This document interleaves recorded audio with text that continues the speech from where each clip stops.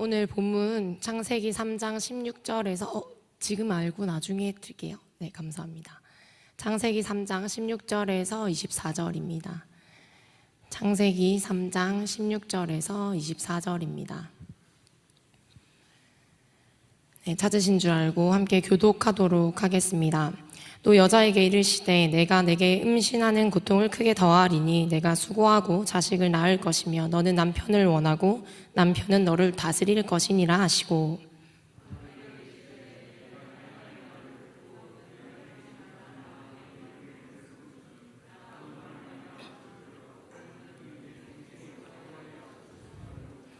땅이 내게 가시덤불과 엉겅퀴를 낼 것이라. 내가 먹을 것은 밭의 채소인즉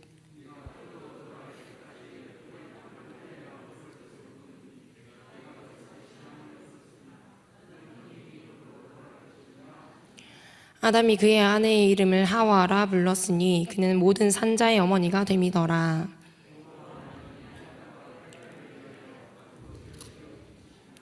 여호와 하나님이 이르시되 보라, 이 사람이 선악을 아는 일에 우리 중 하나같이 되었으니 그가 그의 손을 들어 생명나무 열매도 따먹고 영생할까 하노라 하시고,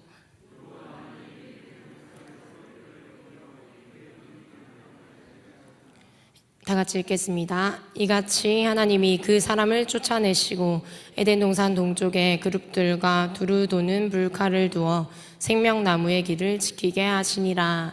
아멘. 네, 오늘 본문은 우리가 잘 알고 있는 선악과 사건 이후에 나타나는 여자와 남자의 벌에 대한 내용입니다. 하나님이 사람을 하나님의 형상대로 창조하시고 또 이후 아담을 위해서 그에게 돕는 배필을 주셨습니다. 흔히 가정에 대해서 강의하시는 분들이 말하듯이 하나님은 사람이라는 개체를 지으신 후에 혼자 두시지 않고 가정을 이루게 하셨습니다. 이 세상의 첫 공동체는 가정이요, 가정 공동체가 이룬 또 다른 공동체는 교회입니다. 그래서 제가 받은 마음을 가지고 이제 세 번째 차례로 가정에 대해서 오늘 좀 이야기를 나누려고 하는데요. 이전 메시지들을 통해서 가정의 변천사와 또 가정교회의 회복이 이 시대에 왜 중요한지에 대해서 말씀드렸었습니다. 시대가 점점 빠르게 변할수록 깨어있는 목회자들이 강조하는 영역들이 있는데 그 영역이 바로 7대 영역이라고 합니다. 종교, 가정, 교육, 또 정부, 미디어, 엔터테인먼트, 예술과 연예죠. 그리고 비즈니스까지 이 영역 중에 사람들이 가장 관심을 많이 가지는 영역이 무엇이었을까요? 가정일 것 같지만 오늘 강의가 가정이니까요. 가정일 것 같지만 사실상 비즈니스입니다. 왜냐하면 사람들은 돈을 벌기 원하고 사람들은 하나님 나라에 재정을 운반하고자 하는 마음이 크기 때문입니다. 그러다 보니 많은 영역들이 있음에도 불구하고 하나님 나라의 재정을 가져오자 해서 비즈니스 영역에 대해서 강의하시는 분들이 훨씬 더 많았습니다. 이렇게 돈 벌어서 세상 돈을 하나님 나라에 가져와서 축적해서 이제 하나님 나라에서 우리가 하나님 나라 일을 할 때 편하게 사역하자, 다른 걸로 막 돈 벌려고 아동바동하지 말고 편하게 사역하기 위해서 우리가 하나님 나라의 재정을 운반하자, 이렇게 말하는 사람들이 너무나도 많았습니다. 그런데 그 순간에 코로나가 터지면서 사람들이 미디어 영역에 눈을 돌리기 시작합니다. 근데 미디어 영역에 눈을 돌려서 미디어를 손대려고 하다 보니까 세상이 너무 잘하는 거예요. 교회에 있는 미디어들보다도 세상에 있는 기술자들이 워낙 잘하다 보니까 겁이 났는지 미디어 영역을 손을 대려다가 포기하는 사태가 일어나고 말았습니다. 개혁을 일으키고 또 무언가 사회 변혁을 외치는 그룹들은 끊임없이 하나님 나라를 이 7대 영역에 가져오려고 힘쓰고 있습니다. 근데 그 외의 교회들은 오히려 숨고 있죠. 여기서는 7대 영역이고 또 저기 다른 데서는 7산이라는 그런 명칭을 통해서 아무리 애써봤자 몇 년을 해봤자 열매는 보여지지 않고 일만 늘어나는 것 같아서 괜히 오해만 살 것 같아서 숨어버리는 것입니다. 시대는 점점 빠르게 변하고 있는데 사람들은 자신이 오해를 받기 싫어서 점점 숨는 교회로 변하고 말아버리죠. 제가 감히 말씀드리고 싶은 것은 숨으려거든 가정으로 숨어라 라고 이야기하고 싶습니다. 가만 생각해보면 7대 영역 중에 가정이 안 속한 곳이 없습니다. 제가 아직 결혼도 안 했는데 왜 계속 가정에 대해서 이야기를 하는가? 유치부를 맡은 이유로 하나님이 계속 가정에 대해서 눈여겨보게 하시고 또 제 주변 친구들의 결혼 형태를 보면서 제가 많은 것을 깨달았어요. 그러다 보니 제 눈에 가정 영역이 중요한 것밖에 안 되는 거예요.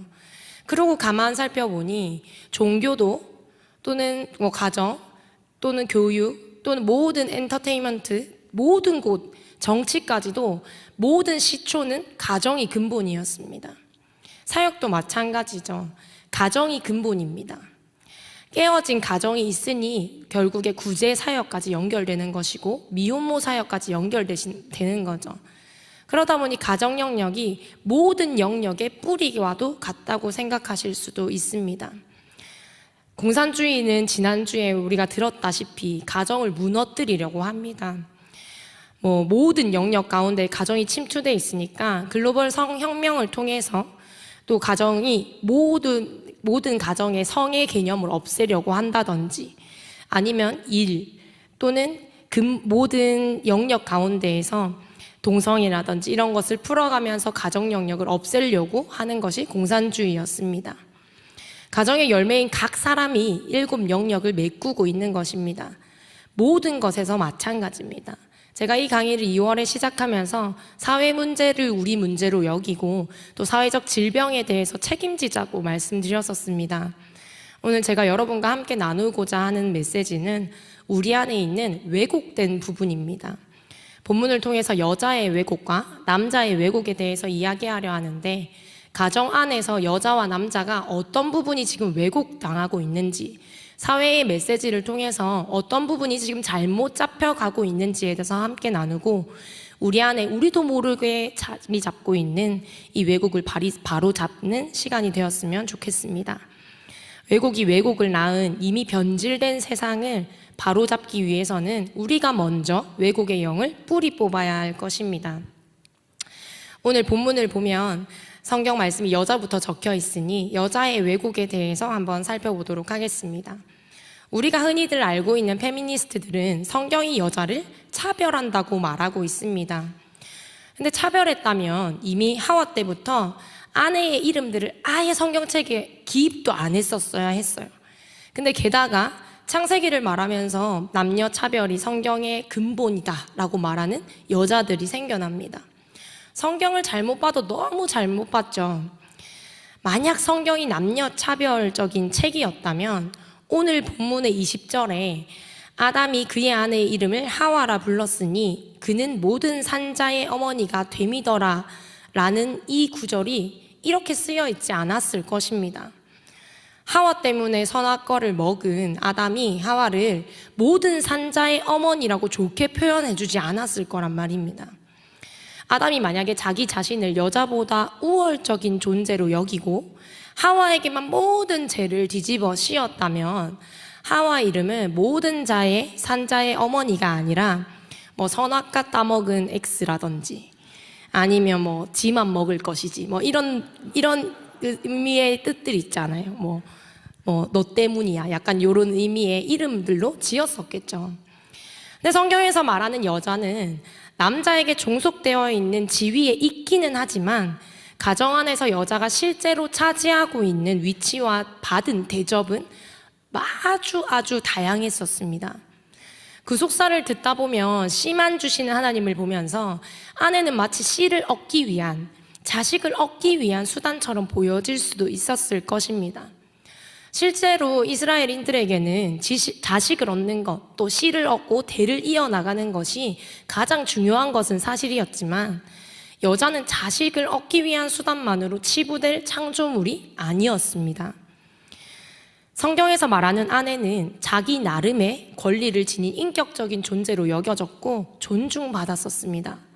법적이고 또는 경제적인 권리를 가졌지만 그들 자신에 의해서가 아닌 남자들과 남편들에 의해서 확보되고 보호되어져 있었겠죠. 남자들은 책임져야 하는 의무가 있지만 우리는 보호받아야 할 의무가 있게 성경에 쓰여져 있습니다. 그런데도 페미니스트들은 차별적인 용어라며 성경을 차별적 책이라고 말하고 있는 거죠. 제가 페미니스트들에 대해서 또는 여성에 대해서 너무나도 할 말이 많지만 또 이렇게 거룩한 수요 예배에 화를 내면 안 되니까 이렇게 넘어가도록 하겠습니다. 이 보호받고 있고 우리가 의존받고 있다는 여자라는 이 여성이라는 개념 자체가 하나님은 인격적인 존재로 존중하고 있다는 증거입니다. 하나님은 여자를 특별한 보호 아래에 있는 존재로 여겼지 절대 차별하지 않으셨습니다. 근데 문제는 여자들이 하나님의 보호를 차별로 여긴 것부터 시작되었습니다. 이 문제에 대해서 깊이 말하는 모든 사람들을 보면 하나님이 지으신 창조물을 하락시키고 타락시키는 말만 하고 있습니다. 본문을 한번 다시 살펴보시면 16절을 여자가 받은 벌이라고 말합니다. 그리고 이것은 죄의 당연한 결과입니다. 선악과를 먹지 말라는 유일한 약속을 어겼기 때문이죠. 물컵을 넘어뜨리면 물이 쏟아지는 게 결과고 또 종이에 라이터를 붙이면 종이가 터서 재가 되는 것이 결과입니다. 물컵을 넘어뜨렸는데도 물이 담겨져 있기를 원하고 종이를 태웠는데 막 장미꽃이 나오더라 이런 거는 뻔뻔한 거죠. 마술과 같이. 우리가 흔히 생각하는 이 벌을 오늘은 죄의 결과라고 말해보겠습니다. 선악과 열매를 따서 먹었기에 따라오는 결과인 것이죠. 죄의 결과는 우리가 인정하고 넘어가야 합니다. 여자의 죄의 결과라 함은 우리가 16절에서 볼 수 있듯이 너에게 임신하는 고통을 크게 더하여 내가 수고하고 자식을 낳을 것이다. 너는 남편을 원하는데 남편은 너를 다스릴 것이다 라고 말하고 있습니다. 이것을 모습 그 자체로 인정하고 넘어가야 그 다음 벌에 대한 인정과 해결이 일어날 텐데 이 부분에서부터 이미 지금 이 세상은 왜곡이 일어나기 시작했습니다. 벌이다, 벌이다, 이건 벌이야 라고 생각되어지니 자식을 낳는 것 그리고 남편이 여자를 다스린다는 것 자체가 모두 부정적으로 여겨지고 있는 것이 현 시대의 모습입니다. 이 디모데전서 2장 11절에서 15절을 한번 보면 디모데전서 2장 11절에서 15절입니다. 좀 짧은 구절이라서 함께 교독했으면 좋겠는데요. 저부터 읽도록 하겠습니다. 여자는 일체에 순종함으로 조용히 배우라.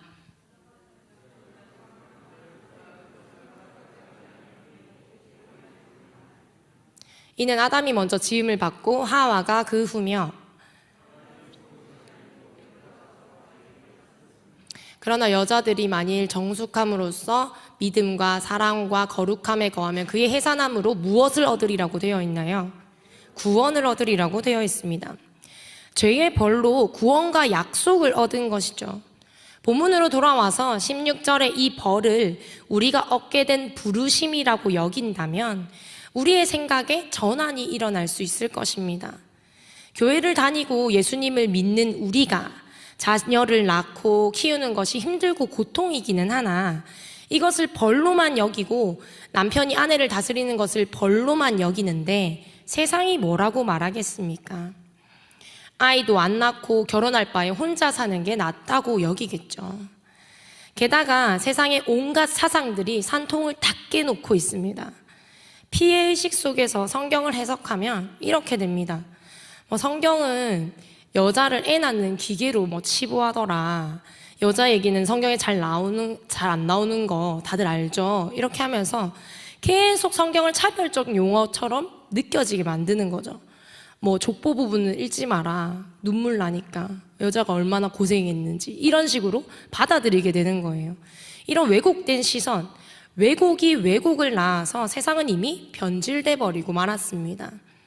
하나님을 믿는 자들이라면 하나님의 시선으로 나 자신을 바라볼 줄 알아야 합니다.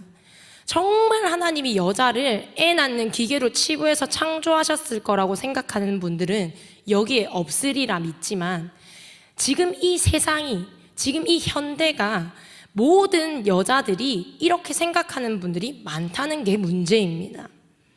자녀를 주신 것이 복인 줄을 알고 자녀를 키워 신앙을 이어나가는 것이 복인 줄 아는데 이 예수님을 믿는다는 사람들조차도 자녀를 키우다 보면 힘드니까 부정적인 말들을 내뱉게 되는 거죠. 왜 말은 복이다 복이다 하면서 생각은 버리다 버리다 하는 걸까요? 이거는 왜곡된 생각과 사상 때문입니다. 그럼 도대체 이 왜곡된 생각과 사상이 어디서부터 들어왔는지 살펴보도록 하겠습니다. PPT 한번 띄워주시면 감사하겠습니다.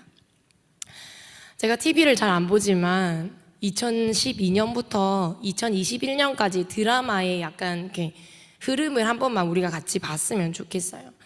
신사의 품격은 저도 봤던 것 같고 응답하라 1997도 저도 봤던 것 같습니다.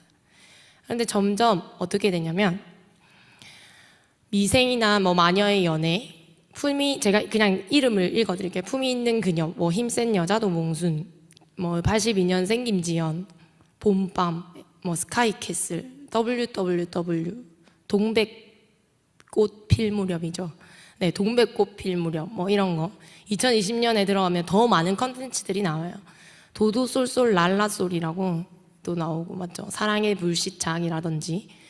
제가 제일 어이가 없었던 제목인데 제발 그 남자 만나지 마요라는 게 드라마 제목이더라고요. 그리고 한번 다녀왔습니다라든지 2021년에 보면 여러분들 잘 아시는 펜트하우스라든지 여러 가지 이런 드라마들이 있습니다. 근데 여기에 보면 느껴지시는 게 있을까요? 이전에는 보면 약간 별로 막 그렇게 자극적인 소스들은 별로 없었어요. 정서적이라든지 감정적이라든지 여자와 남자라는 사랑에 대한 이야기만 사실 이렇게 훑고 넘어갔죠. 그러다 보니 왜 그런 말도 있었잖아요. 한국 영화나 한국 드라마는 의사의 이야기여도 사랑으로 끝나고 막 액션이어도 사랑으로 끝나고 막 모든 것이 다 사랑으로 끝난다라는 이야기가 있었는데 점점 가면 갈수록 이전에는 감정적인 이런 요소들은 없어지고 내가 겪을 수 있는 불이익과 손해에 대한 스토리가 점점 드라마에 채워지는 것을 볼 수 있습니다.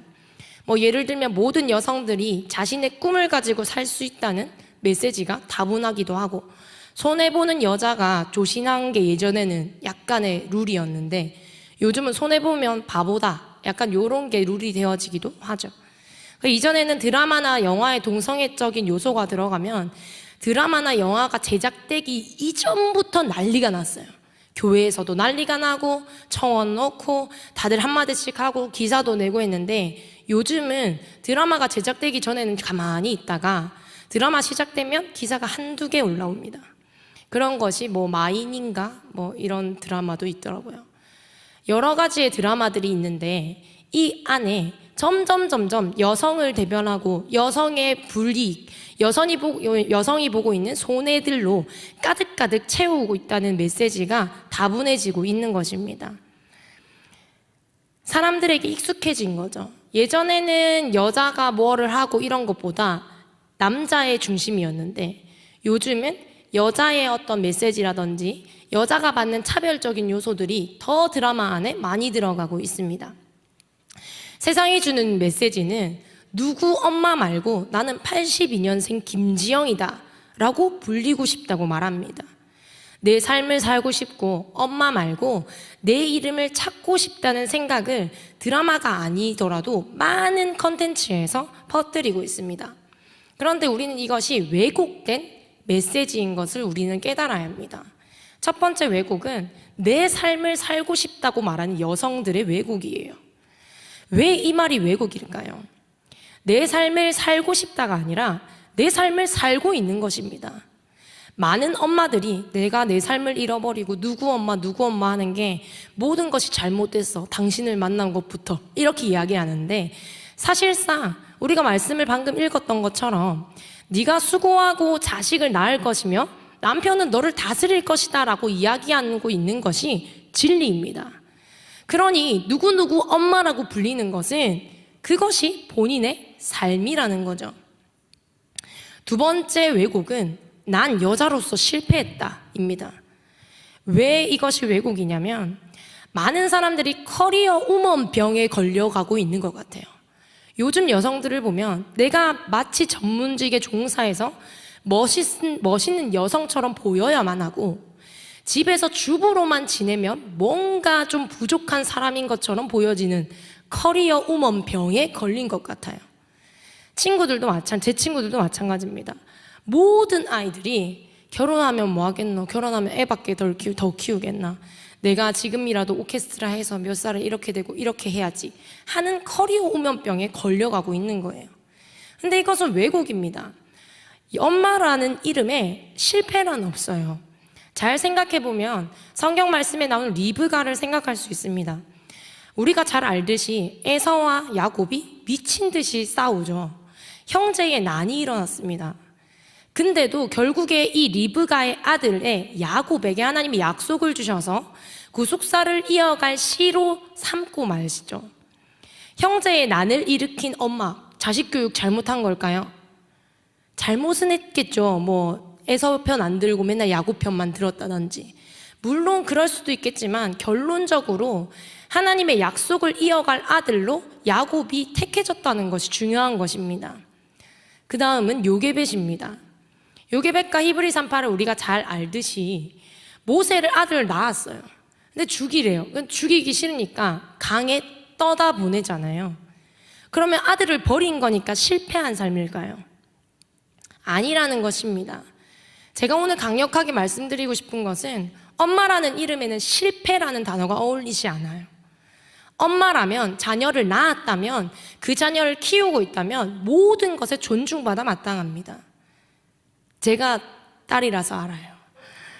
저 같은 딸을 낳기 싫거든요, 저도. 그러니 얼마나 대단한지. 세상이 뿌려놓은 모든 사상들이 현 시대와 가정과 문화를 변질시키고 있습니다. 왜곡은 왜곡을 낳습니다. 우리는 오늘 무엇이 왜곡되었는지 듣고 왜곡의 영을 뿌리 뽑으려고 합니다. 앞서 말씀드렸다시피 이 세상 모든 사람의 시작은 가정입니다. 가정에서 태어나고 이 사람들이 자라나 모든 7 영역을 배우고 있는 것이죠. 가정 영역 강의를 시작하면서 말씀드렸다시피 문화는 만들어내는 것입니다. 세상이 문화를 먼저 선점해 이 세상에 변질된 문화를 흩뿌리고 있습니다. 이것이 퍼지고 익숙해지고 발전하는 것이 세상 문화입니다. 그런데 기독교 문화는, 하나님 나라는 제가 이렇게 말씀드렸었습니다.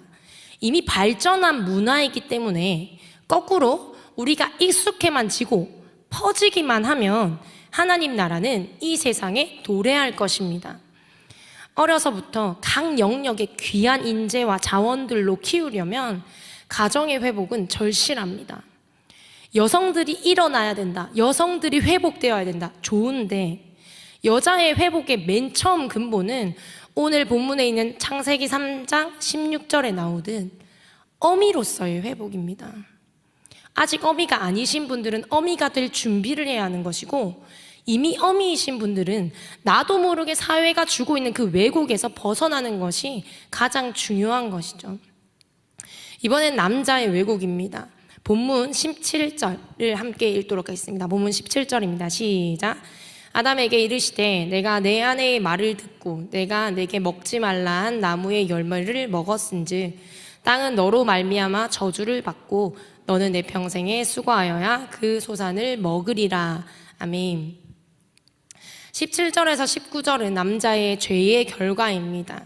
수고하여야 소산을 먹고 얼굴에 땀을 흘려야 먹을 것을 먹는 일. 이 바로 아담이 지은 죄에 대한 결과인 거죠. 본문 17절, 18절을 보면 선악과를 먹은 결과로 땅이 저주를 받아서 18절에 가시덤불과 엉겅퀴를 내게 됩니다.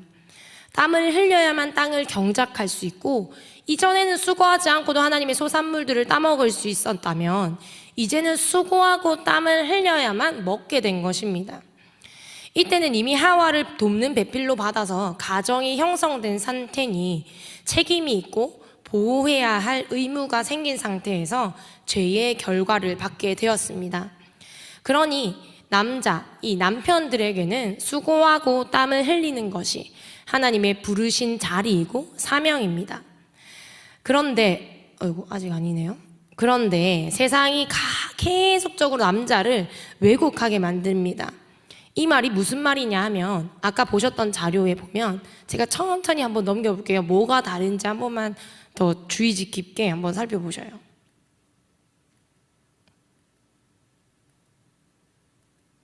방송 중에 오디오가 비면 안 된다고 했는데, 네. 이렇게 방금 살펴보신 것 같이 뭐가 다르지 않습니까? 주인공들을 한 번만 보시겠어요? 주인공, 주인공, 주인공, 주인공. 가만 살펴보면 제가 물론 여자가 주인공인 부분들을 더 드러내게 하려고 더 편집한 부분도 있겠지만 쑥 훑어보면 자연스럽게 주인공의 모든 것이 여자로 바뀌어지고 있는 것을 확인하실 수 있습니다. 여자가 치고 올라오니 요즘 세상에 있는 이 남자들은 두 가지의 반응을 보입니다. 미친 듯이 탐심을 내거나 미친 듯이 나태해지거나. 수고하고 땀 흘리는 것이 남자들의 사명과 부르심 맞습니다. 그런데 그 수고와 노력과 땀이 탐심, 부정한 것으로 채워지고 있습니다. 하나님이 주신 소상과 주님이 주신 열매를 먹어야 하는데 막상 열심히 일하고 열심히 노력해도 옆에서 보니 여자가 치고 올라오는 거예요.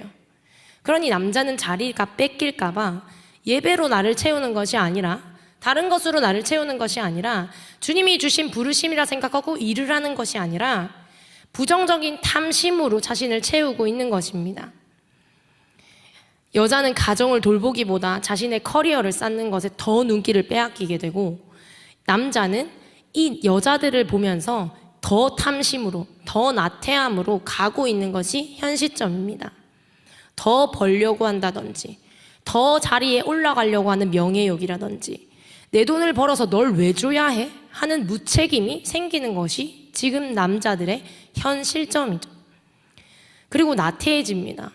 탐심이 많아지거나 나태해지거나. 네가 할 거니까, 그래 너 잘났어, 여자니까 네가 다 해, 난 집에서 쉴게 하는 남자들이 생겨나기 시작한다는 거예요. 사명의 왜곡이 일어나니까 세상의 문화가 자리 잡힙니다.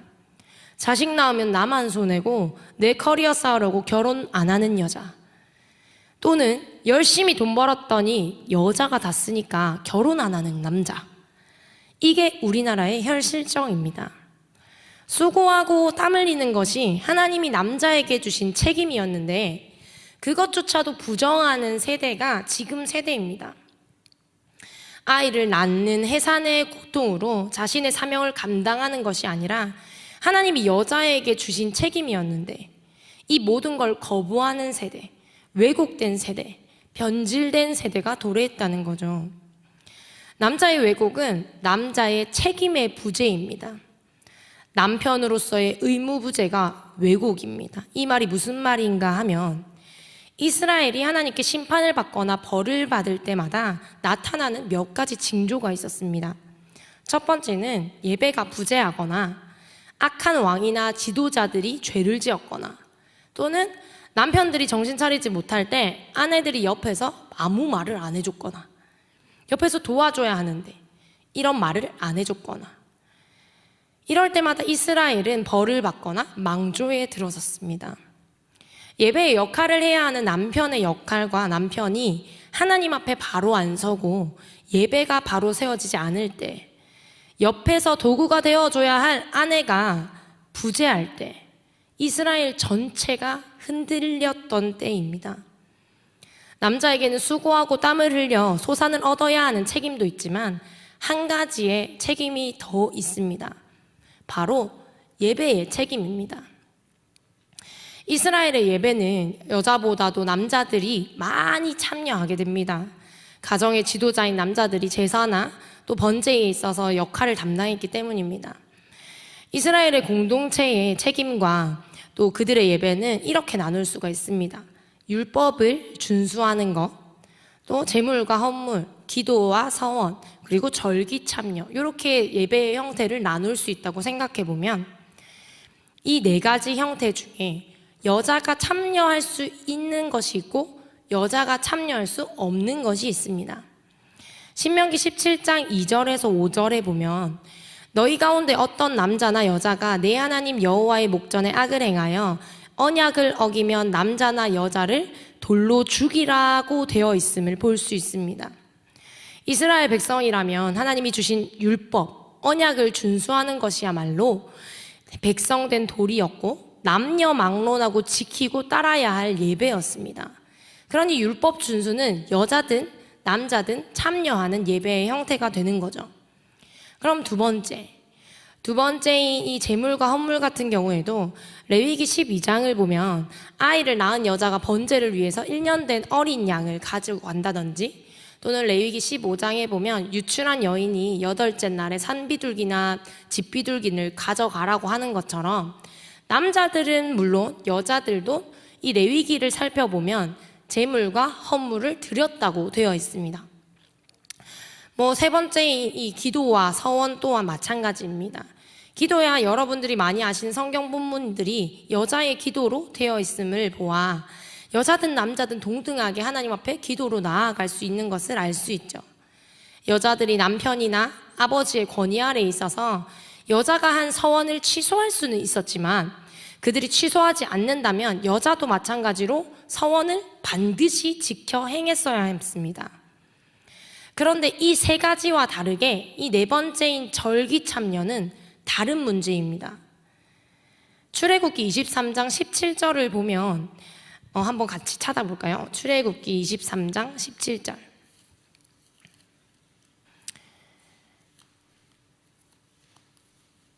네, 여기에 보면 내 모든 남자는 매년 3번씩 주 여호와께 보일지니라 라고 되어 있습니다. 모든 이스라엘 남자 보고 주요 절기 때마다 매년 3번씩 절기에 참여하라고 말하고 있습니다. 그리고 이러한 의무는 남자에게만 주어지지 여자들에게는 그런 의무가 나타나지는 않습니다.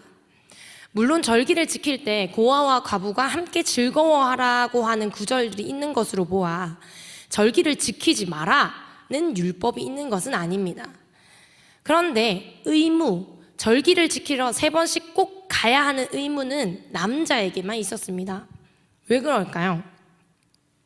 하나님은 남자를 절기에 참여하게 하여서 예배를 끊이게 하지 않으셨고 이 예배를 계승하고 위임할 자로 남자를 세우셨습니다. 그리고 절기에 참여하지 않은 여자는 가정을 돌보게 하신 것이죠. 예배가 끊어졌다는 것은 남자가 그에 따른 책임과 의무를 다하지 않은 것입니다. 여자의 왜곡은 그들의 부르심에 따른 것이라면 남자들의 왜곡은 이 책임의 부재입니다. 만약 한 가정 안에 절기에 참여하지 않은 남자와 가정을 돌보지 않은 여자가 같이 있다면 최악의 상황이겠죠. 수고하고 땀 흘리는 것에 대해서 왜곡이 일어나는 이 세대가 도래했습니다. 세대가 변하고 여자에 대한 시선이나 상황들이 사회에서 많이 바뀌었습니다. 여자가 벌고 남자가 가정을 지킬 수도 있죠. 그런데 성경에 적힌 진정한 가정의 모습은 아닙니다. 사회의 흐름과 모습에 눈치 본다면 제가 이 말을 못하겠지만 갑자기 조용해서 깜짝 놀라네요. 사회의 흐름과 이 모습에 제가 눈치를 보면 이 말을 못하겠지만 아담과 하와가 받은 벌, 우리에게는 사명으로 남은 이 남자와 여자의 모습은 수고하고 땀 흘리며 예배를 계승한 남자와 해산의 고통으로 자녀를 양육하는 부르심의 여자입니다.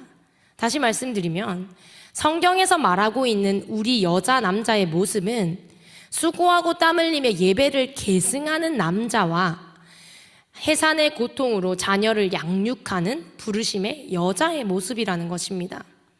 물론 이것만 지켜라고 말하는 것은 아닙니다. 이 모습이 하나님이 세팅하신 남자와 여자의 모습이니 세상이 주는 사상으로 인해서 왜곡하지 말자는 것이죠. 출애굽기 29장에 보면 제사장 직분에 대해서 구절이 나옵니다. 여기서 제사장은 거룩한 일들을 하는데 무교병과 또 제사드릴 가축을 준비합니다. 의복과 관유를 준비하고 제사를 지내는 일이 이들의 업무입니다. 그리고 자신이 제사장으로 해왔던 일들을 가장 중요한 아들에게 계승하고 위임하는 것 또한 제사장의 책임입니다. 세상은 끝없이 더 채워라, 더 채워라, 아니면 더 늘어져라 라고 이야기합니다. 그러면서 점점 남자들을 탐심과 나태에 빠지게 만들죠. 그런데 성경은 그렇게 말하고 있지 않습니다. 수고하고 땀 흘리되 주님이 주신 열매와 소산을 먹는 것, 수고하고 땀 흘리되 하나님이 만드신 가정을 보호할 책임이 있다고 말하는 것입니다. 또한 모든 예배의 형태를 남녀를 막론하고 주셨습니다. 율법을 준수하는 일, 또 헌물하는 일, 기도하고 서원하는 일, 모든 것을 남녀에게 허락하셨지만 유일하게 절기를 지키러 올라가고 유일하게 이 모든 제사장의 업무를 계승하는 일은 여자에게 준 것이 아니라 남자에게 주셨다는 것을 우리는 기억할 수 있어야 합니다. 아니, 예배를 계승하고 가정을 위해서 수고하고 땀 흘리는 거 여자가 해도 되는 거 아니야? 뭐 너무 시대착오적인 생각 아니야? 라고 할 수 있습니다. 그런데 다 되는 이 가장 이상적인, 가장 발전한 문화인 이 하나님 나라 문화는 그렇게 말하지 않는 것을 우리는 기억해야 합니다. 하나님 나라에서 말하고 있어요. 커리어 우먼이 아니라 커리어 우먼이 일을 잘하고 너가 전문직으로 살아가는 여자만이 커리어 우먼이야 라고 이야기하는 것이 아닙니다. 저는 그런 거라면 커리어 우먼 별로 안 하고 싶어요. 보통 이제 요새 젊은 사람들이 쓰는, 이제 저 같은 젊고 어린 사람들이 쓰는 단어 중에 캐리한다란 말이 있는데, 모든 것을 약간 좀 잘하는, 게임에서 약간 1등 먹고 이런 걸 캐리한다 이런 말을 쓰는데, 커리어 우먼보다 차라리 하나님 말씀을 캐리하는 여자가 차라리 되고 싶은 거예요. 수고하고 땀 흘리고 애쓰고 용쓰고 하면서 탐심으로 자신을 채우기보다 예배를 계승하고 하나님이 주신 소산을 먹겠다고 결정하는 남자가 더 멋있지. 여자의 자리가 점점 올라가는 것을 보면서 자신 안에 있는 욕망을 채우고자, 탐심을 채우고자 애쓰는 남자가 멋있지 않다는 것입니다. 세상은 끝없이 돈 벌어라, 채워라, 먹어라, 마셔라 라고 이야기하지만 우리는 이 왜곡된 시선을 바꿔야만 우리의 여자로서, 남자로서의 정체성이 뒤바뀌게 될 것입니다.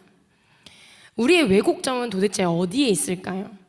세상 문화는 점점 더 세상 가운데 가정 문화를 파괴할 것입니다.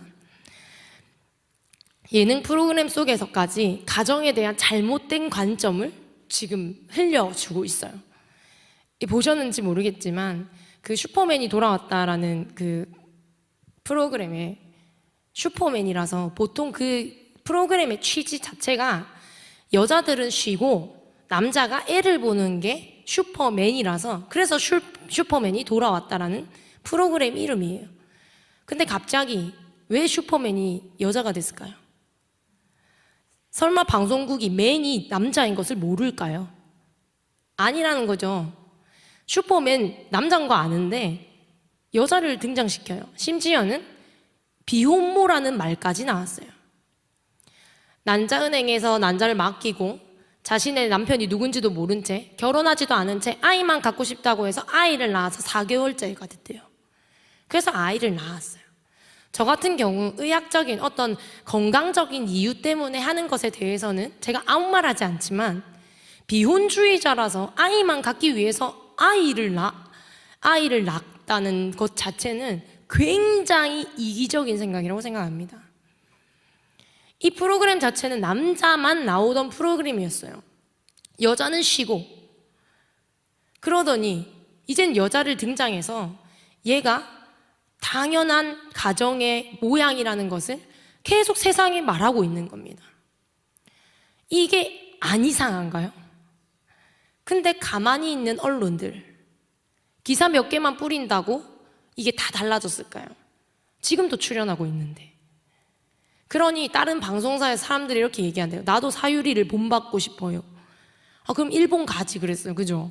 일본 사람이니까. 정말 안타깝습니다. 그 다음은 제가 일부러 모자이크 처리를 했는데, 이 MBC 프로그램 중에 하나인데 이분이 요새 좀 핫하시더라고요. 춤추시는 분이라 가지고. 춤추는 분인데 이분이 애기 엄마예요. 초등학생. 그러니까 어렸을 24살 때 아이를 낳아서 좀 젊은 엄마인 거예요. 근데 이분이 이제 이 프로그램에 나왔어요. 이 프로그램에 나와서 뭐라고 하냐면, 애기가 이제 밥 먹고 있는데 아침에 애기의 가방을 싸줘요. 가방을 막 싸주니까 숙제했어? 이렇게 숙제 있어? 하니까 애기가 몰라? 한 거예요. 그러니까 이 엄마가 숙제 안 했어? 몰라? 라고 해요. 그러니까 애기 엄마가 숙제 왜 안 해왔냐고 그러면 그냥 어차피 되면 다 한다고 그래 라고 이야기합니다. 그리고 학교를 가요. 그래서 정확하게 시계를 가리키면서 15분 남았네 라고 해요. 근데 그때부터 머리를 묶기 시작합니다. 근데 여기서 아이를 키워본 이제 딸을 가지신 분들은 아시겠지만 머리를 묶고 옷을 입고 하는데 생각보다 시간이 오래 걸려요. 왜냐면 여자애들은 지금 4살짜리도 자기가 머리 묶는 스타일을 요구하거든요. 엄마한테. 미용실에 온 것처럼. 오늘은 2가닥으로 해서 따서 하나로 묶어줘 라고 이야기해요. 이 친구가 그래요. 그런데 그렇게 말하니까 이 엄마가 다 들어주고 있습니다. 학교 등교 시간이 10분밖에 이제 남지 않았어요. 그래서 출발을 했어요. 그런데 출발을 해서 학교를 가는 그 길 가운데 춤을 춥니다. 댄서니까. 그것까지 이해할 수 있어요. 기쁠 수 있으니까요. 춤출 수 있죠. 기분 좋을 수 있으니까. 근데 늦는 거 아니야? 라고 누가 먼저 말할까요? 애가 먼저 말합니다. 그랬더니 엄마가 뭐라고 하게요? 괜찮아 이러면서 갑자기 노래를 불러요. 뭐 지각 뭐 어쩌고저쩌고 5분 남았네 뭐 이러면서. 그러면서 결국 지각을 해요. 그런데 다시 이제 스튜디오로 이렇게 넘어가면서 이 여자에게 사람들이 이제 MC들이 이렇게 물어봐요. 정말 자유분방하게 키운다 얘기하면서 쿨한 엄마처럼 이제 비춰진 거죠. 그러면서 뭐라고 하냐면 아이한테 절대 안 되는 거 뭐냐고 물어봐요. 그러니까 엄마가 뭐라 할까요? 이 아이키라는 분이 어른한테 예의 없게 구는 게 자기한테는 절대 용납 안 되는 거래요. 근데 잘 생각해보면 앞에 선생님이 숙제 왜 안 해왔냐고 그러면 어차피 어른 되면 다 해야 된다고 그래 라고 얘기한 건 예의 없는 것이 아니라 예의가 있는 말일까요? 지각을 했는데 아무렇지 않게 지각해도 돼 하면서 노래 부르면서 가는 게 과연 예의가 있는 행동일까요? 그런데 지금 이 모습이 이 세상에는 마치 쿨한 엄마처럼 보여지고 있다는 것이 문제입니다. 이래도 시대착오적인 생각일까요? 세상 문화는 비진리를 쿨하다고 말합니다. 멋있어 보이고 좋아 보이면 되는 것이 아니라 하나님이 세팅한 부르심대로 잘하는 것이야말로 멋있는 일입니다. 자녀 세대에게 쉽게 노출되어 있는 문화들이 지금 이렇습니다. 저는 심지어 다른 청년들보다 좀 뒤떨어져요, 문화적으로. 그러다 보니 이거보다 더 심한 게 많을 건데 얕은 게 이 정도예요. 남자, 여자 안에 있는 이 스며들어 있는 왜곡된 사상들이 이미 문화적으로 퍼져 있고 우리는 그것을 너무 쉽게, 너무 익숙하게 받아들이고 있다는 것입니다. 어려서 뭘 알겠나 하고 자녀들이 다 자란 다음에 가르치면 늦습니다. 문화는 빠르기 때문에 어떤 사상이든 침투하여서 문화로 만들어낼 수 있죠. 그리고 사람은 빠르게 익숙해질 것입니다. 그리고 세상은 사상이 가득한 문화로 빠르게 발전할 것입니다. 세상 문화를 멈추게 할 수는 없지만 그리스도인이라면 거스를 수는 있습니다. 이미 발전된 하나님 나라 문화가 있기 때문에요. 남자, 여자 안에 있는 이 스며들어 있는 이 왜곡된 사상, 시선들을 먼저 벗어 던져야 합니다. 세상이 이렇게 흘러가니까 나도 이렇게 생각해도 되지가 아닙니다. 하나님이 세팅해 놓은 부르심을, 정체성을 왜곡하면 되겠습니까? 하나님 수고하고 땀 흘리며 벌으라고 했는데, 소산을 얻으라고 했는데 그것은 그냥 내가 할 일이 아니지 하고 넘기면 되겠습니까? 하나님이 남자에게 말하신 것인데요. 내가 애 안 낳으면 되지. 그럼 누가 낳아요? 여자가 낳았지 남자가 낳습니까? 왜곡된 시선들로 우리의 마음이 이미 세팅되고 있다는 거예요. 이런 말해서 죄송하지만 저희 언니가 셋째를 낳았습니다. 저희 엄마가 이렇게 말했어요. 그만 낳아라. 힘들 수 있습니다. 힘들 수 있습니다. 그런데 여러분, 이 부산 땅에 이 규모의 교회에 40명 가까이 되는 유치부를 데리고 있는 이 유치부를 데리고 있는 교회가 많지 않습니다. 저희 유치부의 재적수가 38이에요. 근데 다른 교회에 지금 이런 유치부, 이런 아이들이 북적북적 되는 유치부가 많지 않다는 거예요. 우리도 모르게 우리의 편한 말을 하곤 합니다. 우리가 생각한 것보다 우리 안에 왜곡된 시선들이 굉장히 많기 때문이에요. 여자들은 말합니다. 내 인생이 다 이런 것 때문에 다 소비되고 희생됐지. 근데 오늘 하나님이 뭐라고 하시나요? 이게 소비와 희생이 아니라고 말하시는 겁니다. 이것이 하나님이 지금 우리에게 주신 부르심이라고 이야기하는 거죠. 여자의 왜곡은 하나님이 주신 사명과 부르신 자리로부터 멀어지게 하고, 남자의 왜곡은 다른 것에 수고하고 땀 흘리다가 예배를 소홀히 하여 하나님을 떠나게 만듭니다. 우리가 읽었던 창세기 3장 22절 24절을 보면 아담과 하와는 남자와 여자에게 주신 벌을 지니고 에덴 동산에서 쫓겨납니다. 그들과 하나님 사이가 단절되고 만 것이죠. 남자의 정체성과 여자의 정체성이 회복되어진다면 하나님과의 단절된 관계도 연결될 것입니다.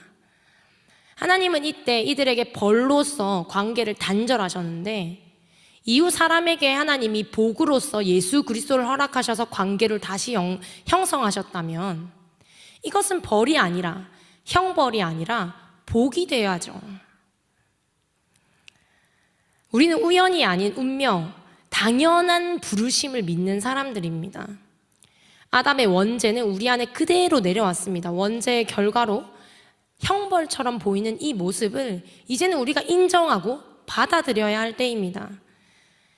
이것이 우리의 운명이고 사명인 것입니다.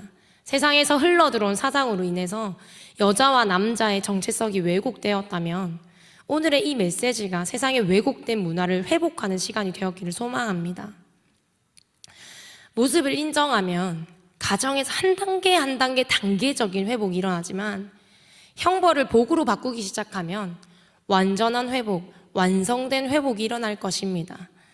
정체성의 회복이 가정의 회복으로, 또 가정의 회복이 모든 영역의 왜곡된 뿌리를 회복시킨 역사가 될 것입니다. 남자들이 더 교회에 없어요. 잘 아시다시피 여자의 비율이 훨씬 더 많죠. 그렇다면 집에 있는 남자들이 예배를 드릴 수 있도록 우리가 여자가 도구가 되어야 합니다. 수단과 방법을 가리지 않고 남자가 깨어서 예배를 드릴 수 있도록 돕는 도구가 여자로 세워져 있기 때문입니다. 하나님이 모든 것을 여자와 남자에게 평등하게 갈라놓으셨지만 유일하게 절기에 대해 드리러 하나님께 앞으로 나아가는 이 부분에 대해서는 남자만 지명하셨어요. 그렇다면 남자에게는 제사장적으로 회복해야 할 의무와 책임이 있습니다. 그렇기 때문에 남자분들, 집안의 제사장분들이 깨어서 예배의 회복을 위해서 더 열심히, 더 피 흘리기까지 싸워내야 하는 것이죠. 여자분들 힘들 수 있습니다. 답답하거든요. 여자분들이 눈치가 빠르기 때문에. 그렇지만 남자분들이 그 부르심의 자리로 회복될 수 있을 때까지 기다려 주셔야 합니다. 여자분들 마찬가지입니다. 실수로 그냥 아무렇지 않게 내뱉는 말인 것 같지만 자녀에 대한 말들, 자녀에 대한 오해들, 여자라는 프레임 때문에 생각되어진 피해 의식들이 있다면 뿌리 뽑으셔야 합니다. 하나님은 여자를 낮은 존재로 창조하시지 않으셨어요. 하나님은 여자를 종속되게 만들고 보호되게 만들기는 하셨지만 다른 개체로 낮은 존재로 창조하신 것이 아니라는 것입니다. 여자로서 책임과 여자로서의 마음과 여자로서의 자신감은 자녀로부터 시작됩니다. 그렇다면 자녀 교육이 더 중요시 되어야겠죠. 가정이 회복되려면 내 안에 있는 정체성이 회복되어야 가정이 회복되어집니다. 내 안에 정체성이 회복되어지지 않는데 좋은 프로그램이 있다고 해서 따라간다고 해서 가정이 회복되어지지 않아요. 내 안에 있는 정체성이 회복되어지고 그 이후에 그 프로그램을 따르고 예배가 형성되고 하면 가정이 회복되어집니다. 제사장들이 이 예배의 끈을 잡으셔야 합니다. 그래야 가정의 예배가 살아납니다. 그것이 남자의 책임이니까요. 자녀가 있으시다면 제사장의 모든 예배에 대한 일임은 남자로부터 아들, 남자로부터 자녀에게 계승되고 위임되었다는 것을 기억하셨으면 좋겠습니다. 우리의 모든 왜곡된 시선이 사회로부터 아무렇지 않게 스며들어와요. 그러다 보니 청년들도 이야기를 하다 보면 자연스럽게 직장 상사들에 대해서, 직장에 대해서 그냥 조금 있다가 그만두고 옮기면 되지 하는 생각들로 가득 차는 것입니다. 그냥 이야기하는데 자기 안에 사상이 된 거예요. 그냥 실수로 말하지 않습니다, 사람은. 머릿속에 있는 것이 입으로 나오게 되어 있죠. 왜곡된 사상이 있으십니까? 왜곡된 정체성이 있으십니까? 여자로서, 남자로서 왜곡된 모든 성 정체성을 회복되어야지 우리 안에 있는 가정이 회복될 것입니다. 또한 우리 안에, 이 교회 안에 가정들이 회복되어야지 이 세상에 있는 왜곡된 성 정체성, 왜곡된 가정의 문화들이 회복되는 것입니다. 가정의 회복이 모든 영역의 왜곡된 뿌리를 회복시키는 역사로 일어나기를 소망하며 오늘 메시지를 마무리하도록 하겠습니다. 함께 기도하실 때 왜곡의 영에 대해서 오늘 함께 나누었는데요. 하나님이 계속적으로 말씀하신 것이 여자로서 회복해라, 남자로서 회복해라 였습니다. 나이가 어떻든 또는 연령이 어떻든 또는 내가 어떤 직업을 가지고 있든 말든 그것은 상관없습니다. 지금은 하나님 앞에 우리가 하나님 앞에 여자로, 하나님 앞에 남자로 그런 성의 정체성을 가지고 하나님 앞에 서는 것입니다. 주님, 우리 안에 왜곡의 영이 있습니까? 우리도 모르게, 나도 모르게 세상 가운데서 스며들어온 왜곡의 영이 있습니까? 주님이 귀하고 존귀한 자로 창조하셨는데도 불구하고 세상이 말하고 있는 메시지에 현혹되어 탐심으로 채우고 나태해지려고 하고 탐심으로 채우다 보니 예배가 소홀해지는 남자,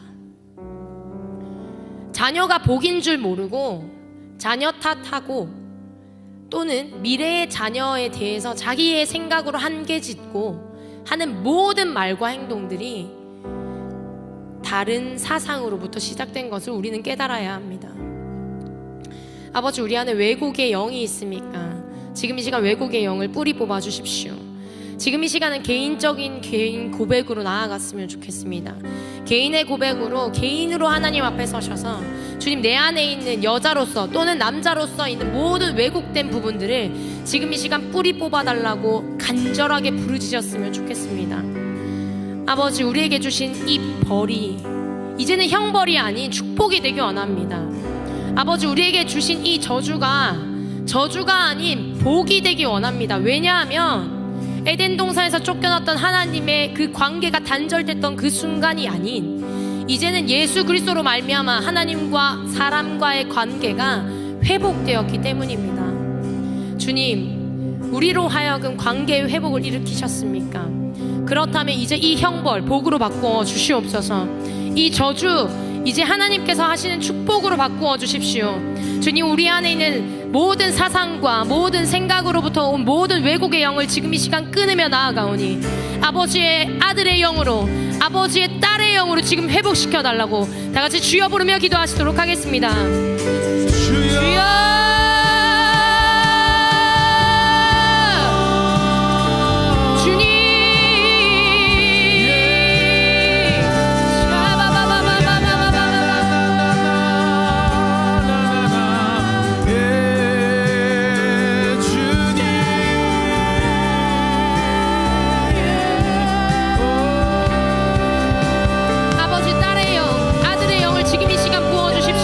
사상